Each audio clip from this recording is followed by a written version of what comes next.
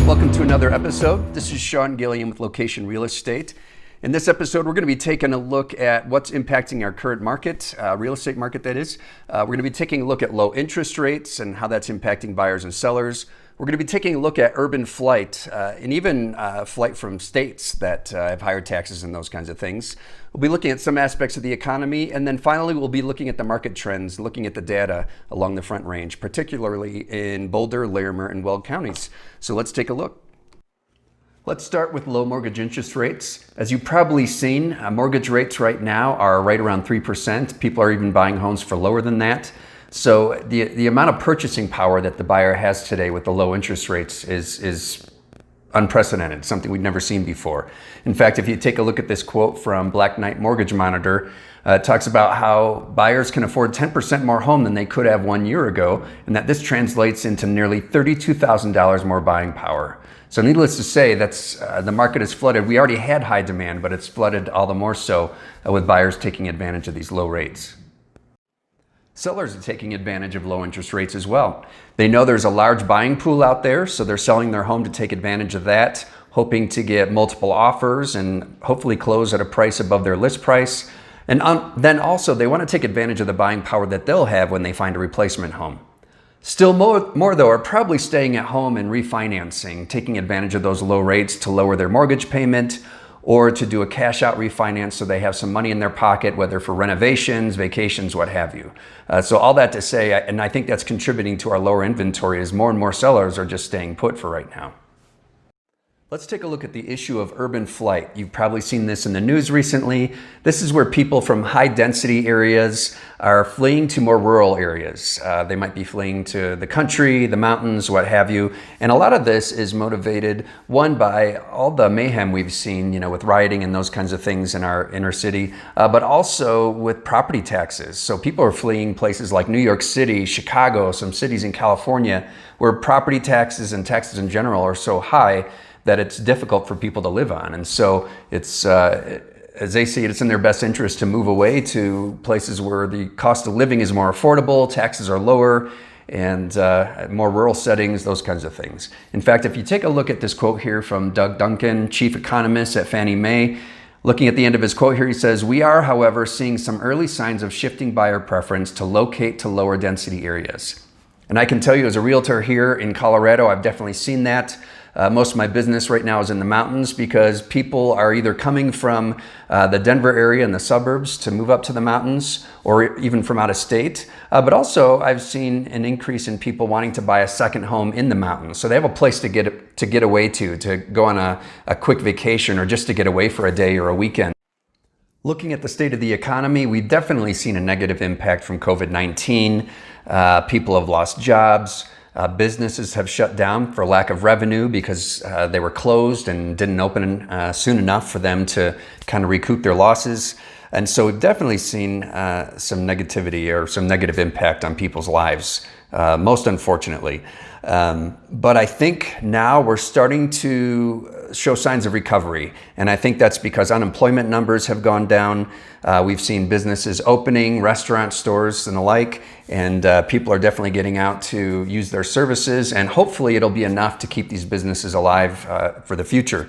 Also, we've seen builder confidence go up. Builder confidence, that's the confidence that building companies have that the homes that they build are going to be bought up, and that rather quickly. And so they've been more confident now than they have been for decades, just because there's so much activity on the market in the real estate world of people buying homes. So I think we're starting to see a little bit of the light at the end of the tunnel. We're moving in the right direction. I think it will really open up and benefit people once more restrictions for COVID-19 are loosened and people are able to get back to hopefully a normal way of life, at least what we used to call normal. Despite what's been going on in our national and local economies, the housing market is moving forward rather unscathed, especially here in northern Colorado. In fact, many people thought at the outset of the pandemic that we would see a significant uptick in foreclosures and short sales. However, if you take a look at this quote here by Jeff Ostrowski, he's a senior mortgage reporter at Bankrate, he indicates it'll be more of a trickle rather than a flood. And in fact, if we take a look at this graph here, we see that the percentage of distressed property sales that foreclosures and short sales represented less than 1% of sales in July. And looking at the graph, we can see that the number of foreclosures and short sales was even less than it was last year at this time. So overall, we have not seen a significant impact in people not being able to make their mortgage payments and going into foreclosure. If we take a look at this quote here by Frank Martell, he's the president and CEO of CoreLogic. He says, on an aggregated level, the housing economy remains rock solid despite the shock and awe of the pandemic. So hopefully as we move forward out of COVID-19, I think this will continue, and hopefully the rest of the economy will catch up as well. Finally, let's look at the market data for Boulder, Larimer, and Weld counties. We're going to be taking a look at the number of sales that have been going on in the last couple of months, as well as the inventory and the average sales price, and see how that's been changing with all that's been going on in the market. But first, let's take a look at the number of sales. We'll start with the month of July, and this is in comparison to July of 2019. So pending and closed sales, as you can see there, pending sales were up over 42% in Boulder County compared to July of 2019.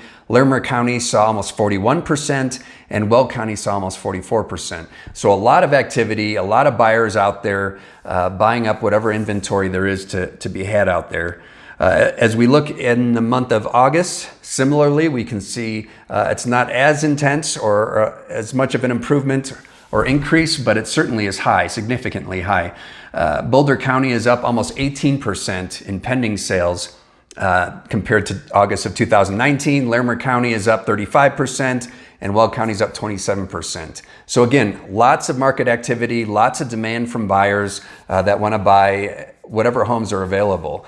And I can tell you from personal experience, there's been a lot of multiple offer scenarios, offers coming in over list price, offers with appraisal contingencies being waived, even inspection contingencies being waived. That's how desperate some of these buyers are to win a bid and get the home that they want to. So lots of activity out there. While we've seen a significant amount of buyers coming to the market to buy homes, we've also seen an increasing number of sellers not selling their homes. They're staying put right where they're at. And as you can see, the inventory of homes for sale, this chart here reflects that. If we look at August, that's in the orange, and July in the blue, we can see that inventory of homes for sale is down 40%, almost 41% in Boulder County from this time last year. Larimer County is down almost 40 or a little over 41%, and Weld County is lower or about 33% lower than it was last year at this time with their inventory.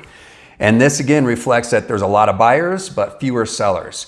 And of course, this will result in prices going up over time, which, you know, in one hand will be good for everybody as far as property values are concerned. But that also does mean property taxes will go up, and it also means affordability for many buyers will be very limited. One thing we can also see that reflects the inventory is if we look at the month supply of inventory, that also has gone down significantly. In fact, it's on par with what we saw back in 2015, 2016, when the market also was very intense, and what we thought or would describe as the peak in the market about 2016. So month supply of inventory in Boulder County is 1.7 months. In Larimer County, it's 1.6 months supply of inventory, and Weld County is 1.5 months supply of inventory. And to give some perspective, a balanced market, that's kind of a balance between buyers and sellers, is right around 6 months. And so we're far below that, which is an indication that we are in a strong seller's market. And so great for sellers, there's high demand for your property, but it can be a bit of a headache for buyers because there's lots of competition out there, and it's just not easy to get yourselves under contract on the property you want. So again, strong seller's market right now.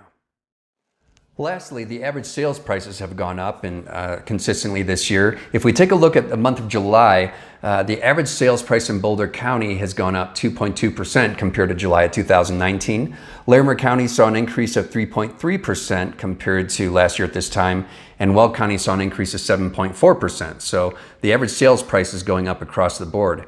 In fact, if we take a look at the month of August, that trend continues. Rather significantly, at least in comparison to August of 2019. Boulder County saw an average sales price increase of 9.3%. Larimer County saw an increase of 10.7%, and Weld County saw an increase of 7.8%.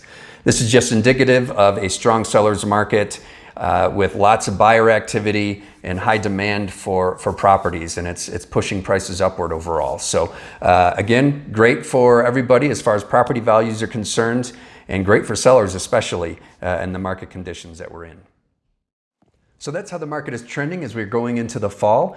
Feel free to get in touch with me. You can see my contact information there on the screen. I'd be glad to answer any questions you have. If you want more specific data related to your community or even to your neighborhood, I'd be glad to provide you with that kind of information. Also, if you're looking to buy or sell a home, always here to help. So feel free to get in touch. You can reach me here at 970-313-6706 or send an email to that email address listed there.